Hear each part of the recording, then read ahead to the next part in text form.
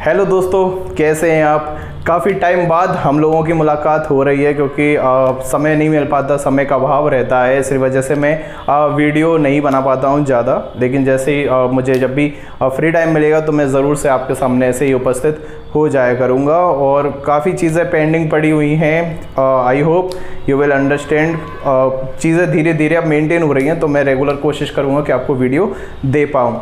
2019 का SSC stenographer का cut off आ गया था, रिजल्ट फाइनल रिजल्ट आ चुका है, जिसका भी सिलेक्शन हुआ है। आप सभी को बहुत बहुत शुभकामनाएं मेरी तरफ से।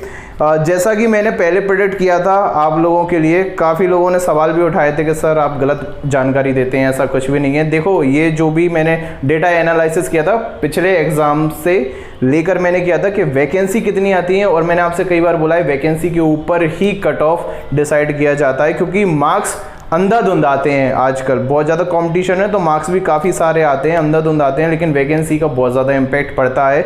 2019 में कम वैकेंसी थी। मैंने आपको बताया था कि ग्रेड डी का जो कट ऑफ है वो 150 प्लस ही जाएगा, मैंने बोला भी था आप लोगों से, ठीक है। और मैंने ग्रेड सी के लिए मैंने बोला था 168 प्लस, तो ऑब्वियस बात है इससे ऊपर ही निकला है कट ऑफ, ठीक है। और तो मैं अब बात करता हूँ आपसे 2020 का जो एग्ज़ाम है उसके कट ऑफ की संभावना। देखो ये देखो मेरा कट ऑफ बिल्कुल एग्जैक्ट आया है, तो अब मैं आपको बता सकता हूँ इस चीज़ के बारे में कि आप ये मान लीजिए कि 144 से 145 ये कट ऑफ रहने वाला है आपका 2020 के लिए, ठीक है। ग्रेड डी के लिए ये कट ऑफ रहने वाला है। और अगेन अगर ग्रेड सी की बात करूं तो आप इसको मान लीजिए, क्योंकि इतनी वैकेंसी है नहीं, इसको आप ये 165 प्लस ही वेरी करने वाला है, क्योंकि मार्क्स आते हैं काफ़ी स्टूडेंट्स के और वैकेंसी उतनी ज़्यादा है नहीं, ठीक है। मार्क और एग्ज़ाम अगर हम देखें 2019 के कंपैरिजन में थोड़ा सरल था 2020 का एग्ज़ाम, तो मार्क्स भी ज़्यादा लेकर आए। तो ये ग्रेड सी के लिए आप मार्क कर लीजिए, ठीक है। और ग्रेड डी के लिए ये कट ऑफ है, सिर्फ और सिर्फ इसलिए कम किया गया है क्योंकि वैकेंसी ज़्यादा हैं, ठीक है। आई होप और ज़्यादा वैकेंसी बढ़ जाए तो आपका सिलेक्शन के चांसेस और भी ज़्यादा बढ़ जाएं। अब स्किल टेस्ट का डेट आ गई है आप लोगों की, 20 से 21 जून को होना है। 20 को शायद इंग्लिश मीडियम वालों को होता है और अगले दिन उसके 21 को हिंदी मीडियम वालों का है। जब भी आपका एडमिट कार्ड आएगा तो आपको पता चल जाएगा उसके बारे में। तो देखिए, डिक्टेशन कि बहुत ज़्यादा आपको ज़रूरत है कि आप अच्छे से प्रैक्टिस करें। अब ऑलमोस्ट 1 मंथ भी नहीं बचा हुआ है आपके एग्ज़ाम के लिए, स्किल टेस्ट के लिए। तो आपको करना क्या है, देखिए, चाहे आप इंग्लिश स्टेनोग्राफी से हो चाहे आप हिंदी स्टेनोग्राफी से हैं, सबसे पहले तो अपने माइंड को शांत रखिएगा। कोई भी हड़बड़ाहट नहीं कीजिएगा कि भैया एग्ज़ाम आ गए अब घबराहट चालू हो गई।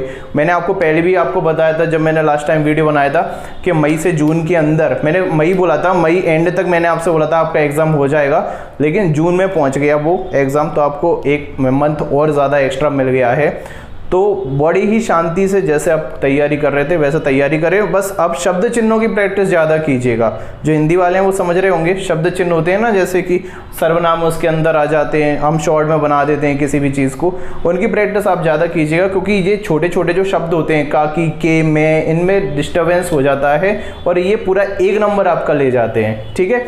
और इस बार तो फॉन्ट भी बहुत सारे ओपन हो गए हैं, आप कृतिदेव पे भी कर सकते हैं। बहुत से लोगों को कृतिदेव आती थी, ठीक है। सीबीआई तो है ही आपका, मंगल, रेमिंगटन, गेल भी आ गया है, और इनस्क्रिप्ट जो पहले चलता था, तो 4 फॉन्ट आपको दे दिए गए हैं। और सारा इन्फॉर्मेशन आप एसएससी के ऑफिशियल साइट से भी देख सकते हैं, ठीक है।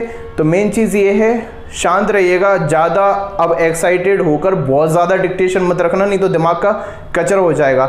नॉर्मली आप ट्रांसक्राइब कर रहे हैं अगर आप डिक्टेशन को, तो 2 डिक्टेशन 1000 वर्ड्स की आप ट्रांसलेशन के साथ कीजिएगा। मतलब कि बोलना, मतलब कि आप जहाँ भी कोचिंग जाते हैं, अगर कोचिंग जा रहे हैं तो बहुत अच्छी बात है। ऑफलाइन कोचिंग मैं आपको बोलूँगा ज़रूर से आप ज्वाइन कर लीजिएगा, ठीक है। 2 डिक्टेशन आपको ट्रांसक्राइब करना है, उससे ज़्यादा नहीं करना है। लेकिन जो छोटी छोटी डिक्टेशन होती हैं, 400 वर्ड्स की हो सकती है, 500 वर्ड्स की हो सकती है, उनकी आपको प्रैक्टिस करना है। तो अगर मैं आपको शेड्यूल बता दूँ कि आपको क्या करना है इन 20 दिनों के अंदर, तो देखिए 1000 वर्ड्स की डिक्टेशन जो आपको करनी है, इसका आपको ट्रांसलेशन भी करना है, यानी कि स्टेनो लिख के उसको टाइप करना है। जिस भी फील्ड से आप हो, आप इंग्लिश से हो तो आपको इंग्लिश में करना है, हिंदी से हो तो हिंदी में करना है, केवल 2 डिक्टेशन, ठीक है।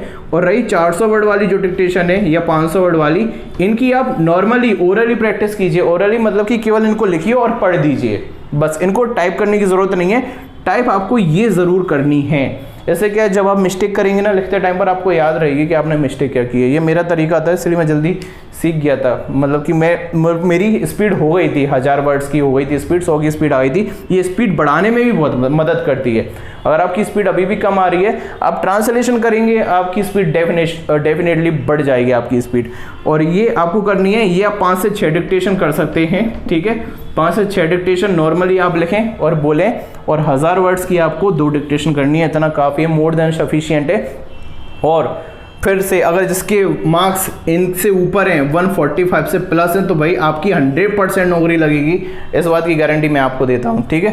तो 145 से ऊपर हैं तो आप तो ज़रूर ही डिक्टेशन लिखें। अब कृपया करके ये क्वेश्चन ना पूछें सर मेरी 140 है तो मैं दूँ या ना दूँ। भैया मौका मिला है, एक बार जाओ चेक करके आओ और डिक्टेशन बना के तो आओ। मौका सबको मिला है, बड़ी मुश्किल से मिलता है मौका, तो बिल्कुल मैं आपसे यही बोलूँगा आप जाइए स्किल टेस्ट देने ज़रूर जाइएगा, चाहे आपके 130 नंबर हो, 120 नंबर हो, और EWS वालों को तो 85 के समथिंग कट ऑफ गया था, तो वो आप सब जाएं, एक माहौल देख कर आएँ, जिससे कि नेक्स्ट एग्ज़ाम आने वाले एग्ज़ाम में आप अच्छे से तैयारी करें और इस माल को एक बार आप एब्जॉर्व कर सकें, ठीक है। मिलता हूँ आपसे नेक्स्ट वीडियो में। अगर आपके अंदर कोई भी डाउट है किसी भी चीज़ को लेकर, आप कमेंट बॉक्स में कमेंट कर सकते हैं। चैनल पर पहली बार आए तो चैनल को सब्सक्राइब कीजिएगा, वीडियो को लाइक कीजिएगा और शेयर कीजिएगा। धन्यवाद।